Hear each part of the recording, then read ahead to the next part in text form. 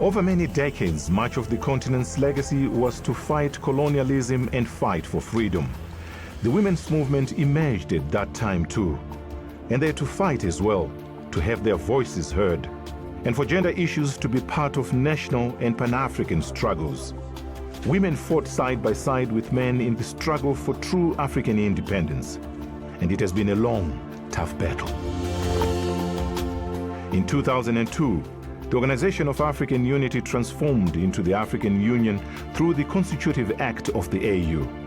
In this act, the AU committed to gender equality. 10 years later, this commitment was clearly demonstrated. For the first time in nearly 50 years of the Continental Union, the first woman, Dr. Nkosazana Dlamini Zuma, was elected to the helm as chairperson of the AU Commission. The medical doctor, freedom fighter, mother of 4 girls, and Minister of Health, Foreign Affairs, and Home Affairs, Dlamini Zuma always put women at the center of her agenda. It's not surprising that she rose to high political office, because we know she's an accomplished achiever and that she will always push for innovation and for boundaries. And she's not shy to take on, as David to take on the Goliaths. From the start, the Commission chairperson reminded us that gender equality flourished in Africa's ancient lands where women held positions of authority and responsibility. Women like Makeda, the Queen of Sheba in Ethiopia, Queen Amos Nefertari of Egypt, Queen Enega of Burkina Faso, and many other women held great responsibilities in our ancient civilizations. Dr. Dlamini Zuma made it clear that her priority would be to emulate these illustrious ancestors. The issue of women and development in the continent, and how during the period that the chairperson has been at the helm of this organization, she has put this issue as one of our flagship programs ingrained in Agenda 2063. And the fact that under Agenda 2063, it is domesticated by member states, and it is aligned to the programs of member states. It is one that now drives our partnership with, strategic partners. So it is widely accepted, but also there are programs to make sure that it's entrenched. The dignity, rights, and empowerment of African women and girls were central pillars for Dr. Dlamini Zuma's vision for the 4 years of her tenure. She showed in action and in meaning of transformational leadership championing women's issues. And prioritizing this resulted in a long list of accomplishments with regard to gender equality and women's empowerment. Agenda 2063, a 50-year vision for the Africa we want. It captured the aspirations of women and men, young and old, rural and urban. A determination to realize a prosperous and integrated Africa whose development is people-driven, relying on the potential of African people. Using the sea as a resource is a vital factor for the growth of Africa's future, and women have to play their part in the blue economy. She's held the hands of these 2 groups. And everywhere she has the opportunity, she talks about these groups. Today, with her actions, African Ship Owners Association, Women in Maritime in Africa have become household names within the African community, maritime industry, and worldwide. Her role and her support has shortened our gestation period. A baby that would have taken 9 months to crawl, with her help, has taken less than 3 months to crawl and walk, and I dare say under 5 years to take strides that 10-year-olds and 15-year-olds. So she's shortened what would have been a lengthy period of survival development. The AU Commission chairperson regularly encouraged women in leadership roles to help as many other women and girls as they could. I learned from her how to really look at an issue and make it more holistic, more inclusive. We don't have to come and talk about youth, or we don't have to come and talk about women.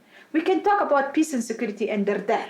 You can talk about environment, and they're there. She will say to you that women understand, if you put a woman as, for example, Minister of Environment, she will understand how women suffer to bring the water home, how women suffer to cook with the water, and so forth, to bath our, children. So for me, actually, really looking at the issues on a more holistical way, looking and believing on something that you can do, having a vision. Her Excellency Dr. Nkosazana Dlamini Zuma is the first woman in the history of the organization to lead the organization, to hold this position.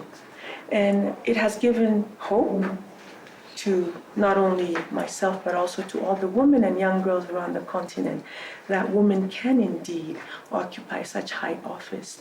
But also recognizing that gender equality and women's empowerment, which is a social change agenda, is one that requires leadership commitment, and constant support from your leadership. African Union Commissioner for Social Affairs, Dr. Mustafa Kaloko, says Dr. Dlamini Zuma's focus was always clear. It was quite obvious right from the beginning of our commission that we're going to put a lot of emphasis on the issue of gender and women's affairs. And this came out when we were setting out our priorities in 2012, when the chairperson, Madam Zuma, insisted that all our priority programs across the board should address the issue of gender and women's affairs. And taking out from there, and after the establishment of the Agenda 2063, we stepped up our programs. Not only was the focus on helping women across the continent, but ensuring that the AU itself led by example.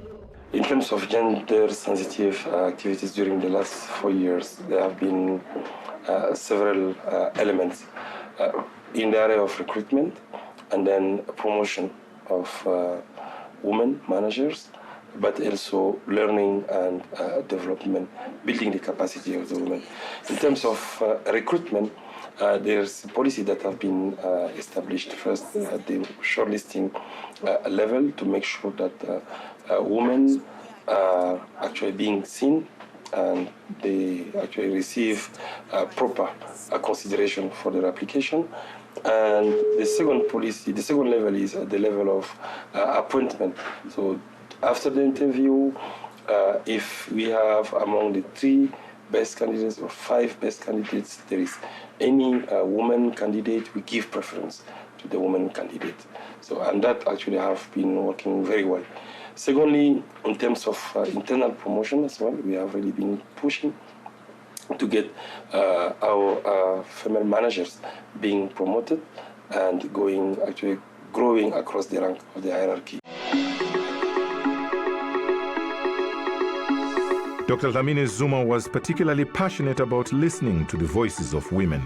In 2014, farmers in Malabo asked her to help ban the handheld hoe. To mean anything to these women, we have to abide by the request to put the hoe into the museum and give them better technology. The following year, the AU Commission Chairperson then launched this campaign in Johannesburg and continued to advocate for women farmers as central to Africa's agricultural transformation. In October 2016, women from across the continent converged at Mount Kilimanjaro, this to highlight women's land and natural resource rights.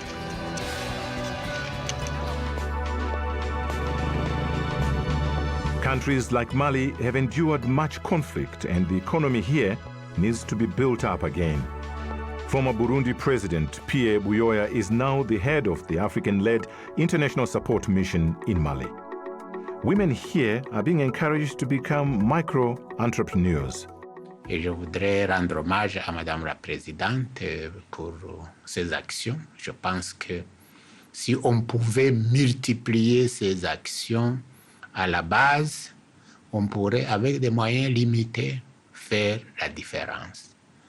Et je crois que ce projet, c'est encore une fois une indication de l'engagement de Mme Zuma pour l'autonomisation des femmes qui, je crois, tout au long de son mandat, a été une des marques importantes de son action. Et je voudrais lui rendre hommage pour cela.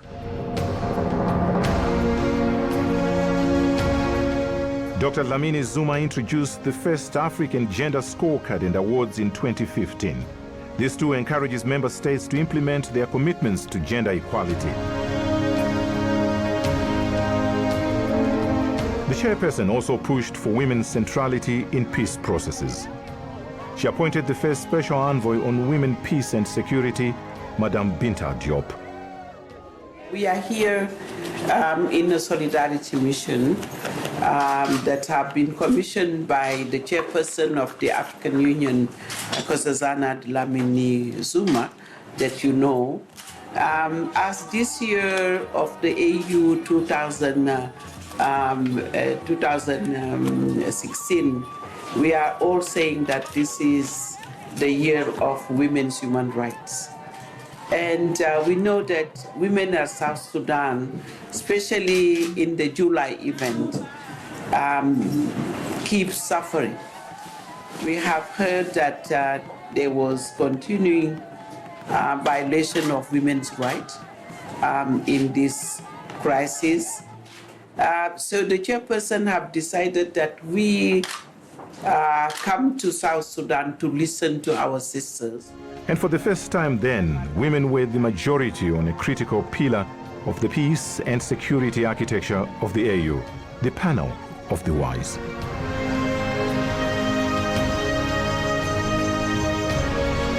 Dr. Dlamini Zuma continued to support women and girls' education through pushing for the right policies and helping individuals and groups of women. In terms of learning and development, we have been working with the gender department to develop specific training for women in executive positions, so to help them as soon as they have been appointed, to really help them with coaching, learning activities to grow across the rank. This is what have been done internally, and you can see the results. We moved actually in terms of women in professional level from about 16 to more than 36%, something like that today in 4 years, which is a major achievement because it wasn't easy. During her term, she promoted the global position of the African Union and the continent, representing the AU in various forums and hosting a variety of world leaders at the African Union. Dr. Dlamini Zuma has also been a firm supporter of Africa's culture and arts sector, as well as sports. In the AU and in Agenda 2063, the arts and cultural heritage is a very important aspiration, and it's an important part of Agenda 2063. And in fact, it's besides portraying our history, our culture, it can also create a lot of jobs for young people, but also show the world who we are, our history. Last year was evidence of her commitment to gender equality. 2016 was declared the year of human rights with a special focus on women's human rights. Dr. Dlamini Zuma has used her position at the African Union to create awareness, develop, and solidify the role of women in a democratic, prosperous continent.